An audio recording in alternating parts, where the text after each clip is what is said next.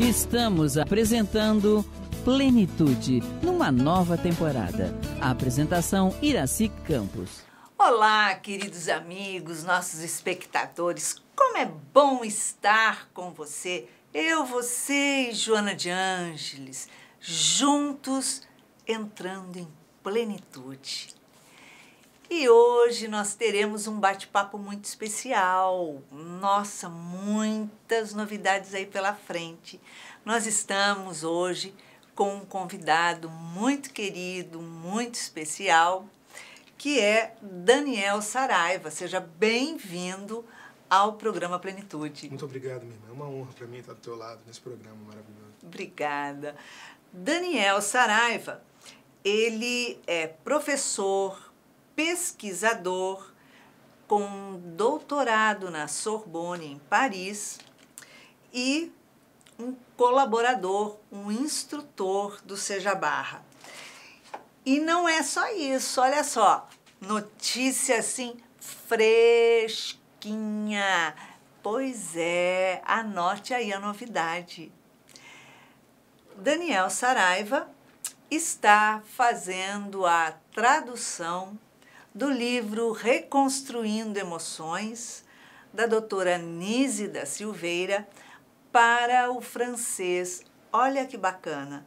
Alguém que gostava tanto, né, da França, tem obras, ou eu não sei se é uma ou mais, porque eu não tenho conhecimento de toda a história da doutora Nise, a quem eu respeito muito e tenho um carinho extremamente especial, mas que ela escreveu o livro em francês e viajou quantas vezes, né, para a França e se aprofundando nos seus estudos, nos seus trabalhos. E agora, Daniel está fazendo a tradução do nosso livro. É uma alegria muito grande poder contar com você, com a sua capacidade, com o seu trabalho, diante de uma frente dessa, né, uma obra de uma psiquiatra que a gente sabe que é encantadora, né? Então... A alegria é minha irmã. Meus talentos são parquíssimos, sobretudo diante da Nise, da Joana, desses espíritos iluminados que nos ajudam e nos conduzem na nossa senda de aprendizado. E, sobretudo, qualquer contribuição que eu possa dar é migalha diante da seara infinita de benfeitorias e de amor que você espalha entre todos nós diariamente. Que Deus abençoe. Obrigada, em nome da doutora Nise, que ela faz um trabalho muito amoroso, né? Como sempre fez desde seu nascimento. Para falar um pouquinho dela, como é que foi, qual a importância, quem foi a doutora Nise da Silveira? Conta para os nossos espectadores. Doutora Nise da Silveira é uma mulher fantástica. Eu acho que é importante sublinhar isso. E, curiosamente, eu vi nela, estudando um pouco da biografia dela, lendo o livro dela com tanta atenção, me envolvendo emocionalmente, espiritualmente com aquela mensagem, vi nela muito de você. Eu acho que vocês têm pontos em comum muito fortes. A determinação, a convicção, a força. E a Nise é uma alagoana.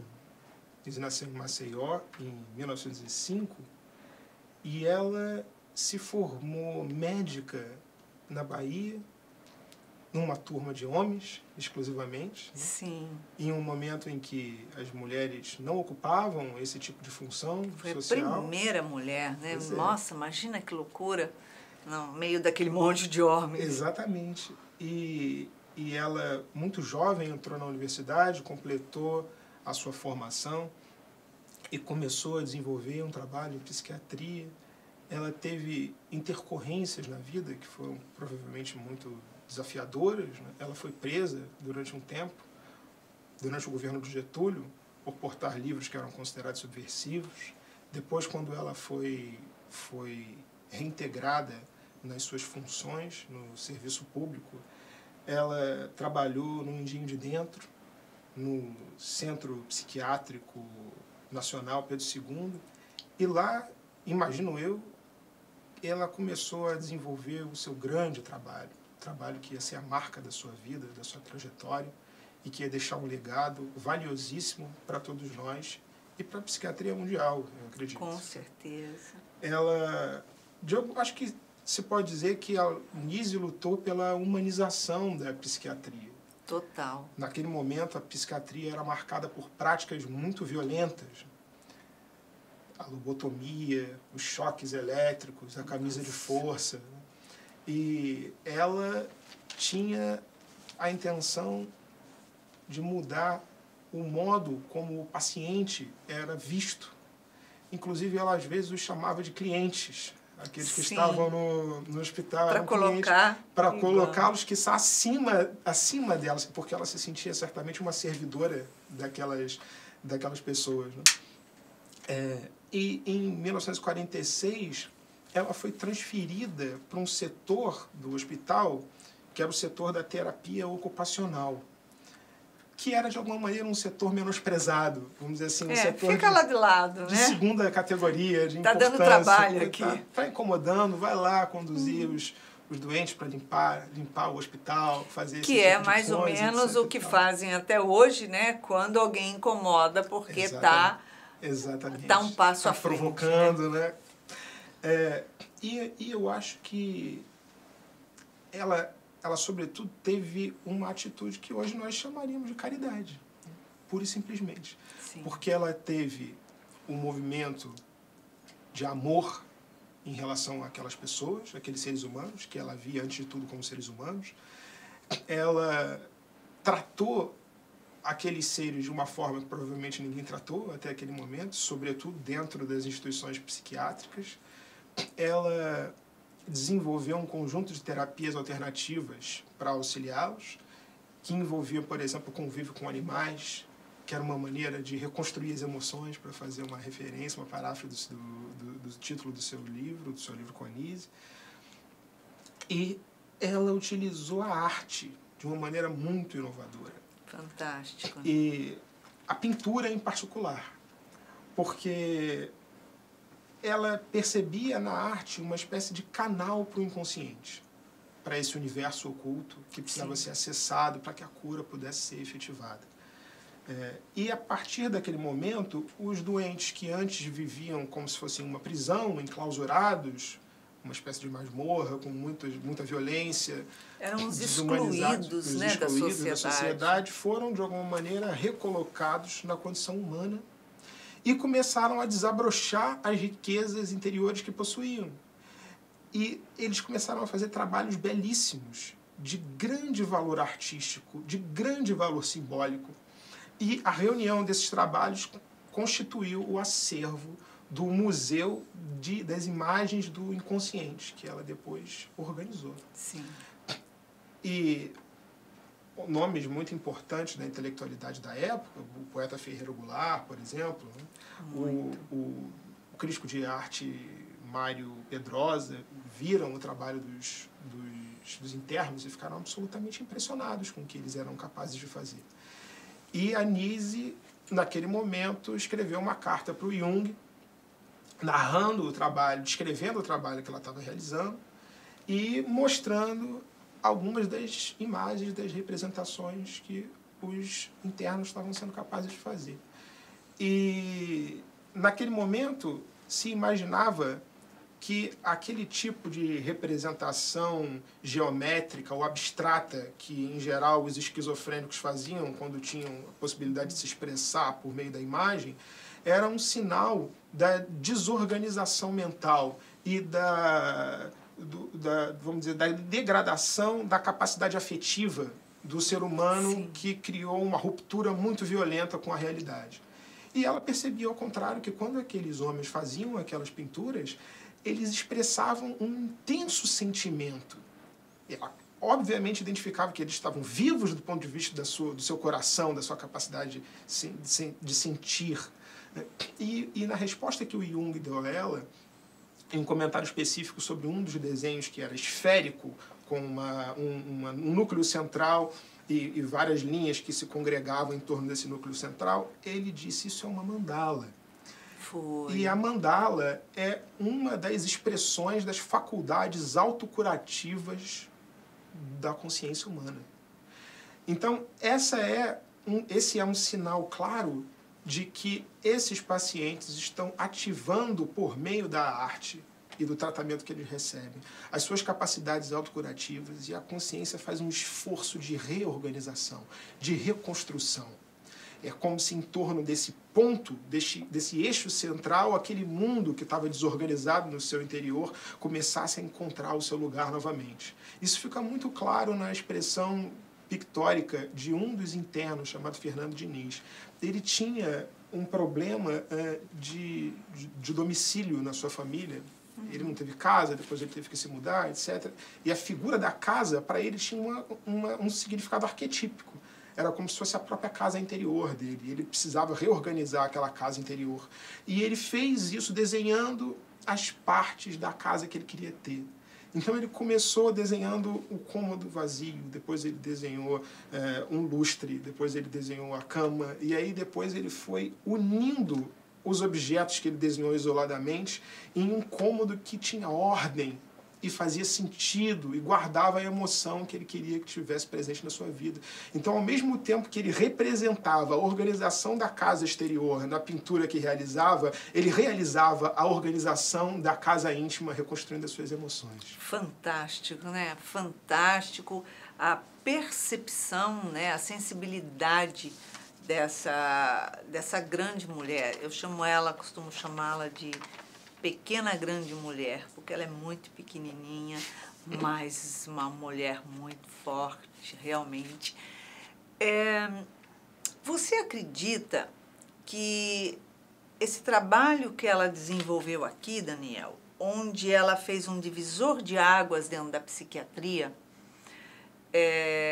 batendo de frente com seus colegas para provar que a cura só pode ser efetuada por amor, existe uma linha ali divisória ou de continuidade com o trabalho que ela está fazendo no espiritual? Para minha surpresa, eu acho que há muito mais continuidade do que ruptura. Acho que, inclusive, a ruptura, se há, ela é residual, ela é marginal, porque eu percebo uma incrível continuidade no trabalho que ela realizou na última encarnação e no trabalho que ela realiza agora. Com algumas diferenças sutis e eu acho que muito significativas, entretanto. A Nise, quando esteve entre nós, era uma acadêmica. Sim. Enquanto tal, ela precisava escrever como uma acadêmica. Uma linguagem rebuscada, muitas referências aos trabalhos intelectuais da psiquiatria, discussões que não são acessíveis para a maior parte das pessoas. E a primeira coisa que me impressionou, é muito simples, mas eu acho que tem a grandeza das coisas verdadeiramente simples, verdadeiramente belas, foi que ela se despiu do vocabulário acadêmico, ela se despiu do modo empolado de falar e do modo hermético de falar da maior parte dos acadêmicos, para falar uma linguagem que pudesse veicular uma mensagem para todos nós. Então, de alguma maneira... A simplicidade... É incrível. Ela consegue abordar temas extremamente complexos com uma linguagem extremamente simples e acessível a todos nós. Eu certamente não conseguiria fazer isso. Parece uma... E percebo que agora falando não consigo. Já ativo os vícios do intelectualismo, para usar a expressão do Emmanuel. Em todo caso, o que me parece... Talvez seja interessante a esse respeito lembrar a frase de um poeta surrealista francês, de que a Nise gostava muito, se chama Antonin Artaud, e ele disse o seguinte: o ser tem estados inumeráveis e cada vez mais perigosos. A Nise viu nessa frase uma das mais claras expressões verbais de algo que as artes tinham uma capacidade muito maior de expressar.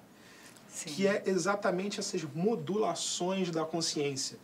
E o canal oculto para a maior parte de nós, que é a consciência objetiva, essa que nós nos identificamos, a consciência associada ao ego, faz com a consciência profunda, com as camadas profundas da consciência.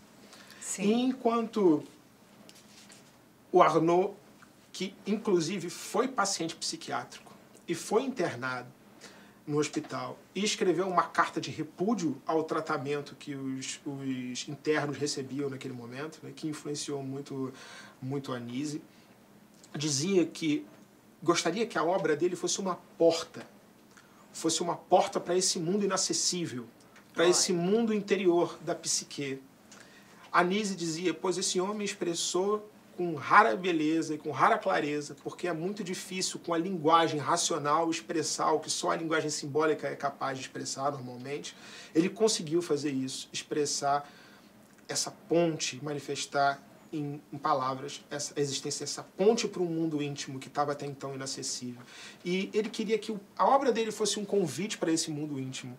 E ela lastimava que esse convite, não encontrasse ressonância nos homens de sua época. Olha. E de alguma maneira eu imagino que ela tentava repetir esse convite, que a sua obra fosse uma tentativa de repetir esse convite para um mundo desconhecido, que é o mundo interior, é o mundo da psique.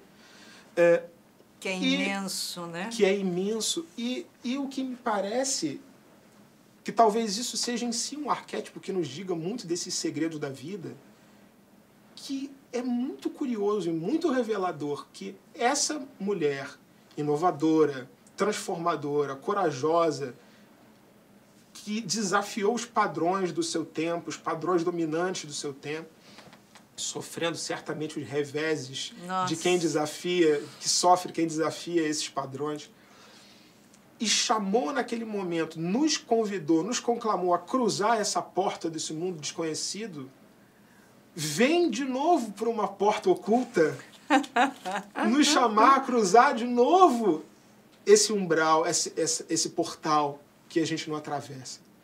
E é incrível como o movimento espírita e o trabalho da Nise se unem em uma profundidade maior, como se eles fossem duas partes de um todo que já estava preparado antes, mas que só esperava um momento de se unificar.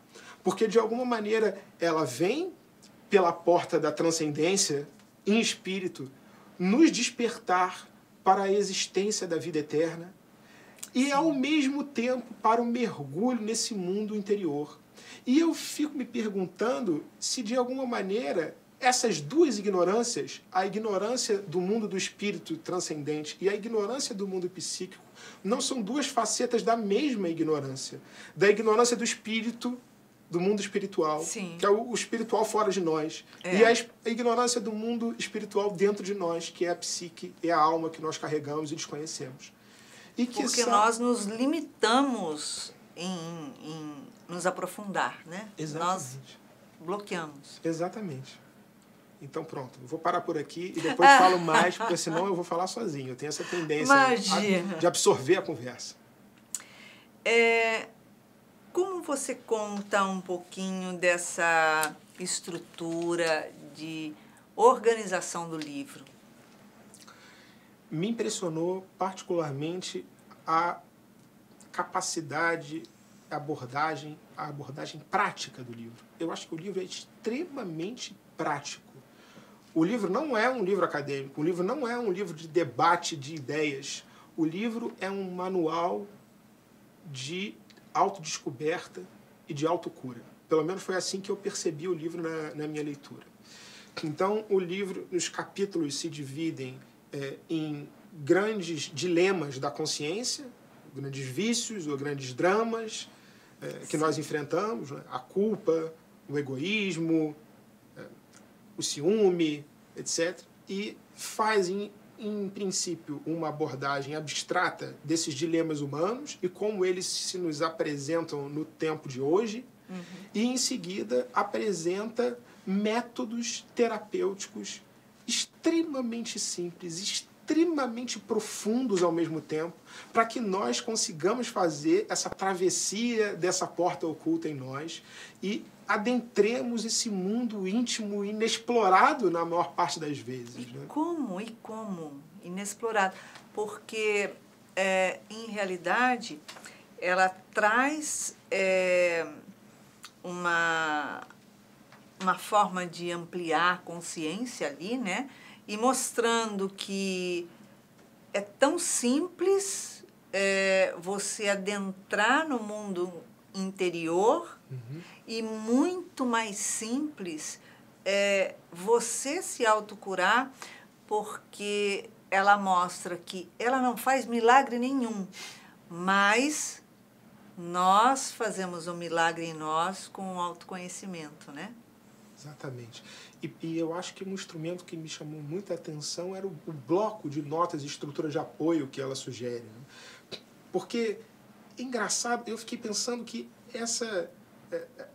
a riqueza simbólica e arquetípica que esses ensinamentos têm, né? Esse bloco de notas em que nós redigimos e escrevemos as nossas memórias, recompomos a nossa trajetória de vida, nos recolocamos diante dos momentos que foram um dilema para nós, que geraram mágoas, que geraram traumas, e revivemos aquilo e giramos nas posições dos personagens que compuseram aquela cena, né? Nos revemos a nós mesmos, mas revemos também aquele que esteve conosco naquele momento e nos explicamos a nós mesmos e explicamos a posição do outro para nós, de maneira a ver as perspectivas todas que não estavam claras, né, naquele ponto. Me parece uma espécie de um espelho na consciência.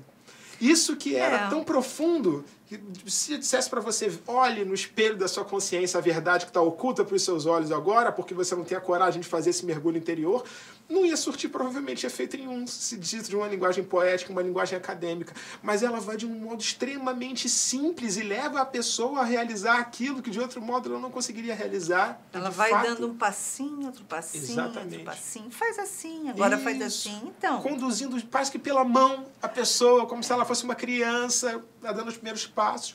Mas não é para outra coisa, senão para torná-los adultos espirituais. Exatamente, porque nós temos o hábito de insistir em ficar patinando no mesmo lugar, mas não dar um passo à frente por medo. Exatamente. Né? Acho que talvez a pré-condição para a gente aproveitar a sabedoria inestimável que a Nise nos legou nesse livro é a coragem e a honestidade. Porque se a gente não tiver coragem para dar o passo além da porta, e se a gente não tiver honestidade para enxergar em nós a sombra, os defeitos, os erros, os sentimentos inconfessáveis, aquelas marcas que ficaram, a gente não consegue aproveitar. Mas se a gente fizer isso, exatamente, é fácil. Porque a sombra, na verdade, não é algo que a gente tem que matar, destruir, apagar. Não. Ao contrário, você tem que abri-la de uma forma clara, dando luz a ela, né? Exatamente. Dentro de você, para você falar, olha, isso não me faz mal. Isso daí é algo que eu quero omitir, né? Muito bem. E eu acho que isso mostra uma abordagem diferente diante do erro humano.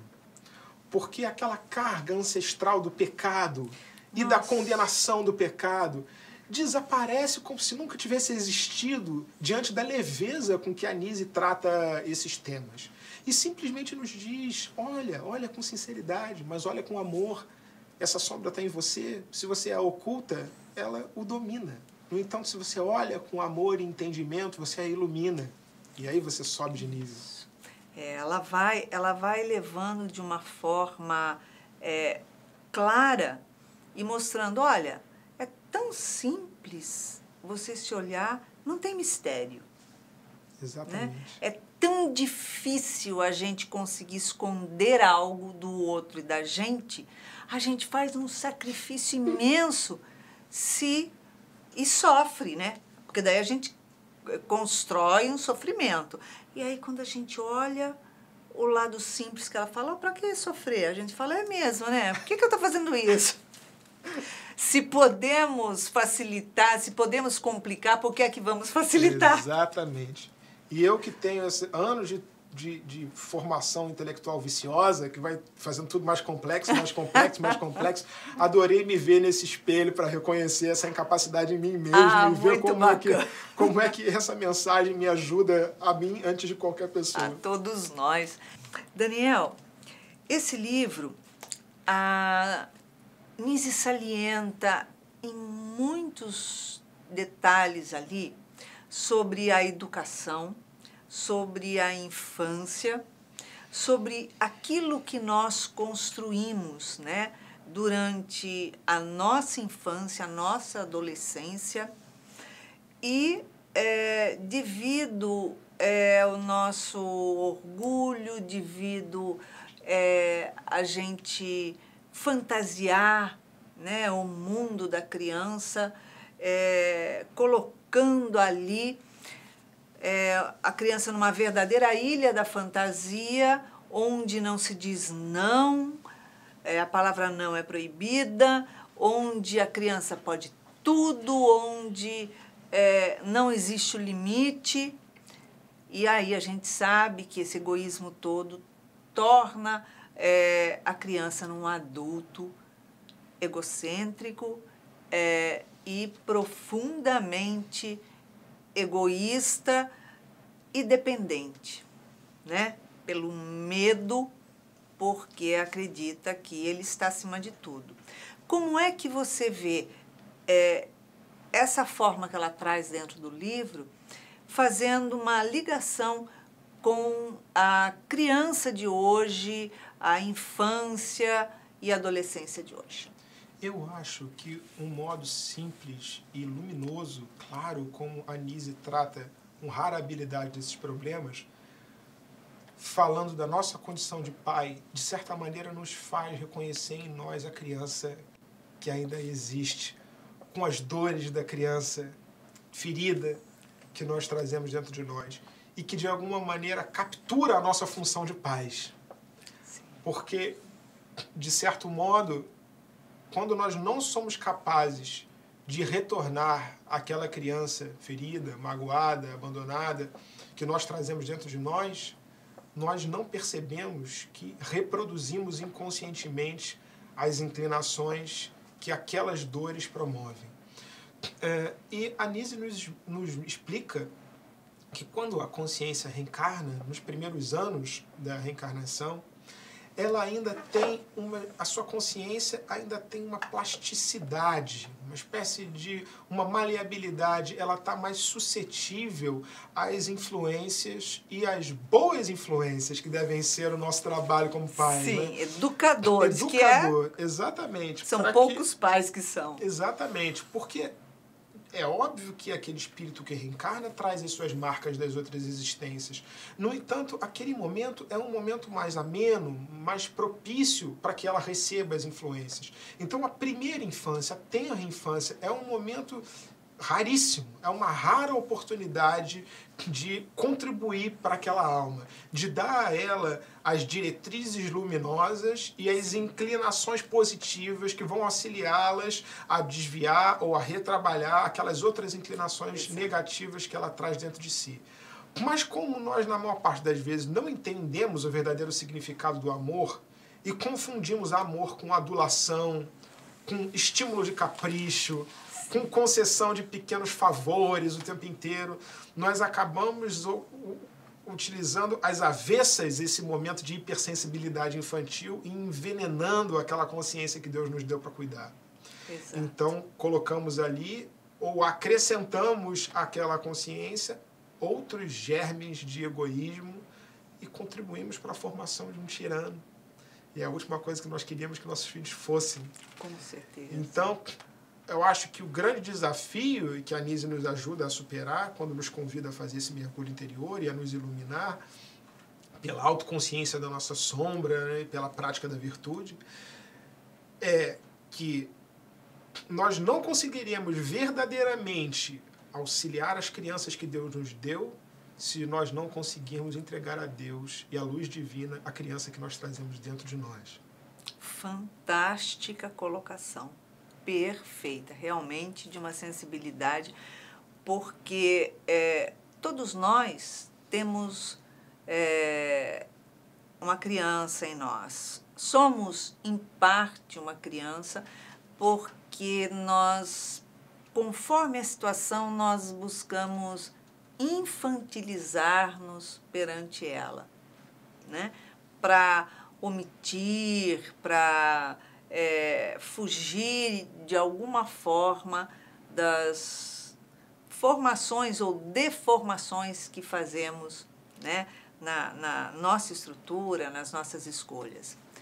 E hoje nós estamos vendo, quer dizer, até ontem, vamos colocar assim, os jovens buscando caminhos, trilhando caminhos que choca a gente, porque eles buscam ficar só, se comunicar via rede social e não buscam a proximidade das pessoas. E quando buscam, que eles saem para a vida, eles buscam uma proximidade fria, desconhecida e egóica, porque chega para o outro e fala, vamos ficar?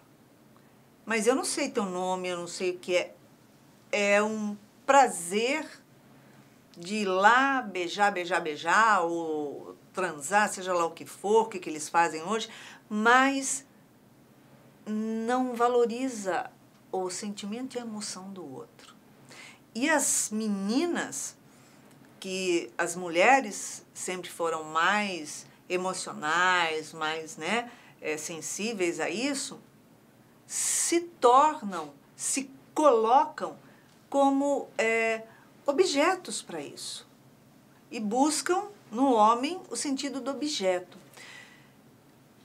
Essa divisão que a gente está fazendo aí, que a gente está vivenciando dessa reclusão, está afastando esses jovens disso, né? Ou seja, usar o próximo, porém, fazendo ele sentir a falta do relacionamento com o próximo. Como é que você acha que isso que ela traz se encaixa nessa entrada de mundo novo, dessa nova era que estamos atravessando? Você fez comentários tão importantes, você mencionou coisas absolutamente essenciais. Eu acredito, lendo o livro da Nise, tentando aprender com ele, aprender antes para mim, antes de conseguir ensinar para alguém, aprender para mim, e eu acho que talvez o maior embaraço para o aprendizado seja a vergonha, porque dá vergonha de reconhecer em nós esses traços. A gente vai falar, né? Nossa, ela está falando de mim. Está falando de mim, me olhou sem eu perceber. Dá certa vergonha, mas a vergonha não tem que gerar o bloqueio, né? Não tem que nos paralisar. Se a gente não quiser aceitar a sombra, que é o primeiro passo para iluminá-la, a gente vai ser escurecido. É a melhor forma de mudar agora, né? Exatamente. Então, eu acho que essa condição que nós estamos vivendo agora, de fato, ela é muito inusitada para todos nós. Nós não imaginamos viver algo desse gênero. Não. E eu falo por mim, essa circunstância criou ocasiões de transformação interior. Ocasiões raríssimas, que eu espero que nós tenhamos a sabedoria de aproveitar. De certo modo, nós somos, em primeiro lugar, convidados a conviver com os nossos familiares. E, na maior parte das vezes, nós fugimos dessa convivência. A gente fica louco para se casar, para juntar, para formar família, e depois fica louco para fugir da família, mas não quer largar a mão da família. Como é? Exatamente. Eu acho que nisso que você disse agora, em sintonia com o que você disse antes, me parece que fica no coração do argumento a ideia do descartável. Tudo se tornou absolutamente descartável, porque existe uma linha que une todos esses elementos. A natureza descartável das coisas é expressão da sua redução ao objeto. A natureza descartável das vidas, a expressão da redução das vidas à condição de objeto. E a redução das vidas à condição de objeto é a expressão da incapacidade de amar. E a incapacidade de amar o outro é, por sua vez, expressão da nossa incapacidade de encontrar em nós o amor que procuramos no outro. Exato. E eu acho que o que a Nise nos convida é exatamente a descobrir esse amor em nós. E nos tira, portanto, da condição de mendicantes afetivos, daquele que o tempo inteiro estende uma mão invisível para o outro, pedindo, ou muitas vezes exigindo, me dá o amor que eu não tenho. O que intensifica a condição de dependência no que pede e aprisiona o outro naquela ilusão de completude, de ilusão de plenitude. Diferente da plenitude aqui, esse programa nos exorta a adquirir, essa é uma plenitude artificial. A mesma artificialidade que nós encontramos nas relações virtuais, em que a pessoa consegue controlar os aspectos exteriores da apresentação de sua vida, de modo a mostrar uma vida perfeita, uma vida ideal, que ela utiliza para provocar admiração nos outros, que sai para provocar ciúme nos outros, que é uma maneira que ela encontra para esconder a própria insegurança. E isso, que parece nos aproximar, nos afasta profundamente na relação que é eminentemente humana, naquela que depende de um contato profundo entre as consciências. Então, eu acho que esse momento de isolamento é um convite para que nós voltemos a conviver com aqueles que formam o núcleo íntimo da nossa vida, mas é também um convite para que nós voltemos a conviver conosco. Porque essa parte de nós que nós não queremos enxergar, ela se torna evidente na clausura. Exato. Não tem para onde se desviar. Porque a vida moderna, cotidiana, com 1 milhão de afazeres, ela tem chance de desvio infinitas. O tempo inteiro a gente é convidado a sair da gente e ir para algum lugar, a desviar o foco da consciência de dentro para fora, para o celular, para o trabalho, para a conversa, para o outro, etc. E tal. E a gente começa a ficar viciado em abster-se de nós mesmos. Exato. Eu preciso sair, eu não consigo conviver comigo. Se eu não consigo conviver comigo, eu carrego esse vazio que eu não consigo superar. Então eu preciso de um outro que complete esse vazio. Então eu preciso escravizar o outro. Então surge em mim o medo, porque se ele for embora, como é que eu vou ficar, etc. e tal. Exato. E acho que você mencionou um ponto muito importante, que é não apenas a redução da mulher à condição de objeto, o que é absolutamente terrível, mas é a redução reversa do homem à condição de objeto pela mulher que foi tornada objeto. Exatamente. O que deveria ser o inverso, né? A mulher posta na condição de objeto quer tornar-se, quer recuperar a sua condição humana, quer ser vista como ser humano, mas aí vai uma opinião minha particular, eu acho que a conquista da liberdade feminina é mal interpretada por um caminho de apropriação do lugar de poder do homem. Mas se o lugar de poder do homem permitiu ao homem reduzir a mulher ao objeto, colocar-se no lugar de poder pode implicar pedir para si o poder de transformar o outro num objeto também. E não é isso que nós queremos. De jeito nenhum. Nós somos iguais e as mulheres têm uma riqueza incrível que às vezes os homens não conseguem compreender. E eu acho que elas têm um papel especial em elevar a condição humana. Nada pode substituir o afeto de uma mãe, o amor de uma companheira, de uma mulher, o carinho de uma filha, o toque terno. É absolutamente insuperável. Porque, em realidade, o indivíduo, conforme a Nise diz, ela coloca toda a responsabilidade da sua felicidade, de ser feliz, de escolha, de acolhimento, de amor, de tudo, na mão do outro. Olha, é sua responsabilidade me fazer feliz, só você vai me fazer feliz. E nós estamos vivendo num momento agora que essa reclusão precisa causar na cabeça do jovem, né, uma forma de respeito a si e ao outro diferente do que ele vinha. Com certeza. E, sobretudo, desse ponto de vista sexual, o sexo se torna uma ameaça para aquele que não encontrou o amor no próprio coração. Porque o sexo oferece para essa pessoa a ilusão da plenitude, a ilusão da saciedade.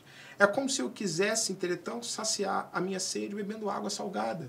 Quanto mais eu bebo, mais eu tenho sede, e mais eu quero beber, e mais eu bebo, e mais desesperado eu fico, porque aquilo não mais me completa, só acentua o meu vazio. Então, isso não é um bom caminho. O que você acredita que falta nesse momento no mundo infantil e no mundo dos jovens, dos adolescentes? É uma questão difícil de ser respondida. Eu gostaria também de ter essas respostas como pai. Eu gostaria de ter essas respostas como um pai que tenta, com todas as forças, ser devotado às necessidades da minha filha, que tem ainda 7 anos, mas um pai que já tem um temor reverencial pela adolescência que ainda não chegou. Mas eu fico adivinhando os desafios de educar uma adolescente nesse momento. Em todo caso, minha querida filhinha, em particular, já traz desde o berço uma personalidade muito forte, muito marcada e muito propensa a me desafiar. Então, Tu vai botar a barba de molho. Eu precisei olhar-me no espelho também na minha tendência controladora e entender que essa alma precisa de espaço e ela tem uma maneira muito específica de se expressar e ela tem uma riqueza interior única que eu tenho que ser capaz de enxergar. E eu acho que talvez comece por aí aquilo que nós precisamos para alimentar a infância na sua pureza e para proteger a adolescência naquilo que ela traz de renovador, afastando-a das ameaças que aparecem na vida de um adolescente, quando ele começa a descobrir as novidades e a olhar em si mesmo esse poder realizador, sem ter a maturidade para dirigi-lo para o lugar certo. Exato. Então, talvez aquilo que nós precisamos é de sensibilidade, em primeiro lugar. Sensibilidade para entendermos que esses espíritos têm uma riqueza interior que eles carregam, embora tenham, evidentemente, defeitos como nós, e que nós precisamos ser capazes de ajudá-los a evitar os abismos da vida e da ilusão e, ao mesmo tempo, dar-lhes a liberdade protegida, obviamente, mas ainda assim o espaço para que esses germes, essas flores em botão que eles trazem, desabrochem efetivamente. E, do ponto de vista das crianças e dos adolescentes, eu acho que nós que vivemos no mundo da comunicação virtual perdemos absolutamente a capacidade da comunicação efetiva. E eu acho que existe nisso uma má interpretação do que possibilita a comunicação.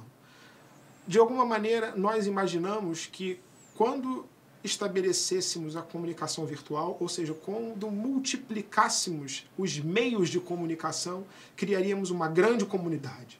A grande comunidade humana finalmente reunida em um espaço que integra todos os indivíduos. E eu acho que nós entendemos mal isso.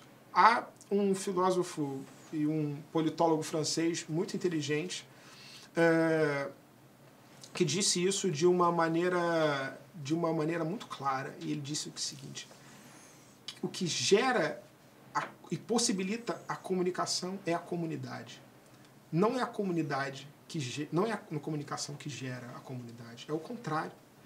Então, se nós não tivermos comunidades fortes, as famílias fortes, as fraternidades religiosas fortes, as assembleias fortes, né, e entendermos que nós compomos um país e que essa república precisa ter esta união da comunidade, da fraternidade verdadeira, a comunicação não é possível, porque nós falaremos línguas completamente diferentes. Com certeza. Então, existe um fundamento que possibilita a comunicação, que é a identificação da humanidade. Nós somos humanos, nós somos iguais. Há algo de igual em mim e em você. E essa igualdade permite a comunicação, apesar das nossas diferenças.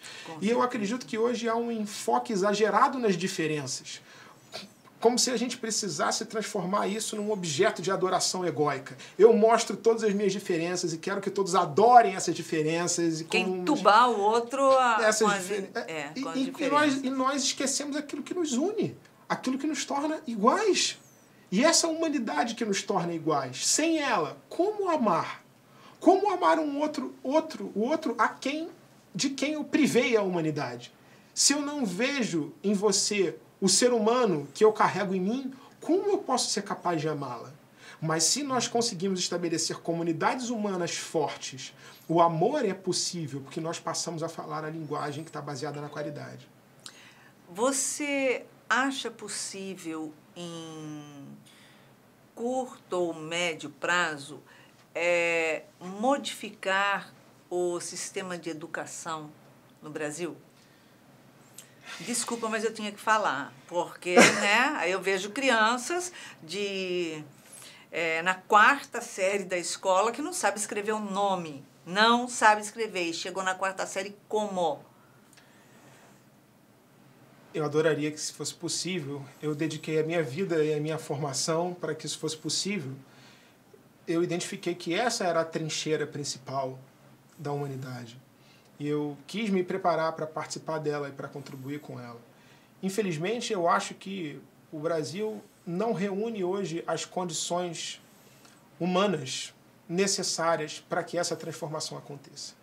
Então, para responder de um modo direto à sua pergunta, é absolutamente possível fazer esta transformação de modo, se não integral, substancial em uma geração. Uma geração é suficiente. Eu tenho convicção de que uma geração é suficiente para transformar a nossa sociedade. Uma geração de homens determinados. Uma geração de homens que tragam no coração o verdadeiro ímpeto pelo bem.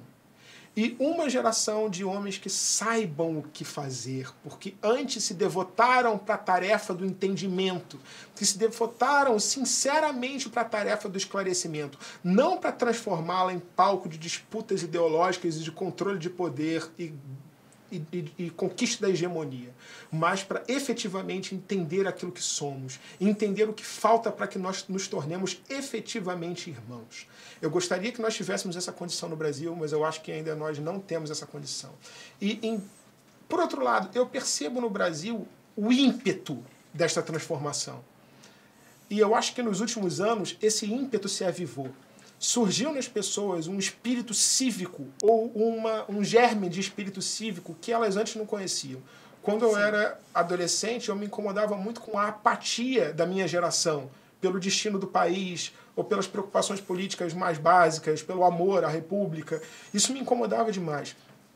Quando eu estava na França, eu assistia à distância o retorno dessa verve, dessa vontade de transformação. O problema é que é uma vontade desordenada. É uma vontade desorientada.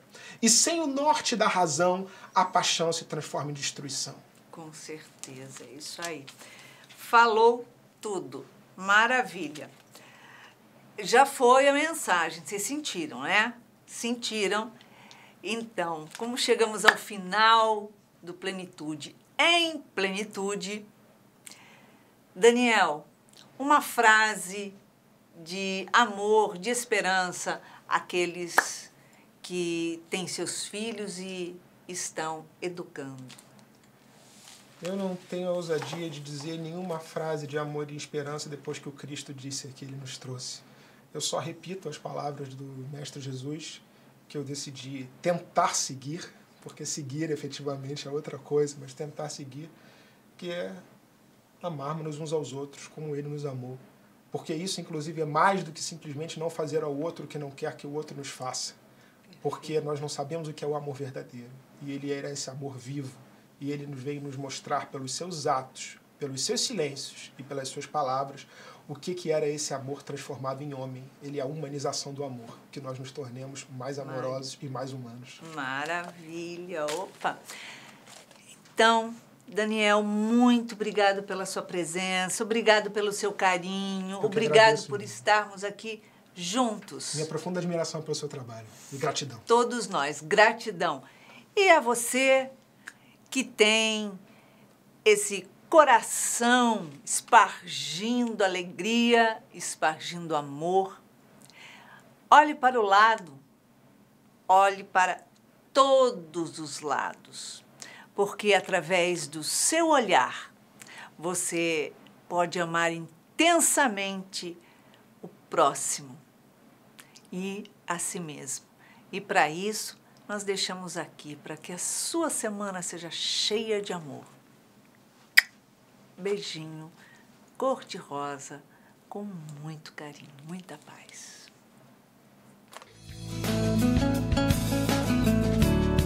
Acabamos de apresentar Plenitude. Produção Seja Barra. A apresentação Iraci Campos.